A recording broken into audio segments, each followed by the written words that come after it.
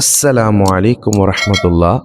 நபி ஸல்லல்லாஹு அலைஹி வஸல்லம் அவங்க பனு இஸ்ரவேல் காலத்தில் ஒரு மனிதருடைய வாழ்க்கையை சஹாபாக்கள்கிட்ட சொன்னாங்க. பனு இஸ்ரவேல் காலத்தில் ஒரு மனிதர் என்ன செஞ்சாருன்னா, வாழ்நாள் முழுவதும் பாவம் செஞ்சு கொண்டிருந்தார். அவருடைய மௌத்து நேரம். அப்போ குடும்பத்தார்கள்ட்ட சொன்னாங்களாம், நான் மௌத்தா போயிட்டேன்னு சொன்னால் என்னை எரிச்சு என்னுடைய சாம்பலை புயல் காற்று அடிக்கக்கூடிய இந்த ஒரு கடலில் போய் போட்டுருங்க அப்படின்னு சொன்னாங்க.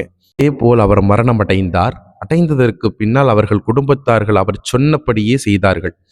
அதற்கு பின்னால அல்லாஹ் அந்த சாம்பலெல்லாம் ஒன்று திரட்டி அந்த மனிதரிடத்துல உன் குடும்பத்தார்களிடத்தில் இப்படி சொன்னாய் என்று அல்லாஹ் கேட்டான். அதுக்கு அந்த மனிதர் சொன்னார், உனது அச்சத்தை தவிர வேறு எதுவும் இல்லை.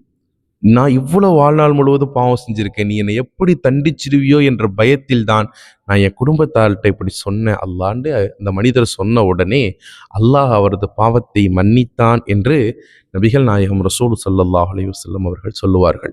அதாவது மனிதன் வாழ்க்கையில அந்த அல்லாஹுவினுடைய அச்சம் உள்ளத்தில் கடுகளவு இருக்குமானால் அல்லாஹ் அவன் பாவத்தை மன்னிக்கிறான் என்ற ஒரு விஷயத்தை பெருமானார் அவர்கள் இங்கு கூறுகிறார்கள்.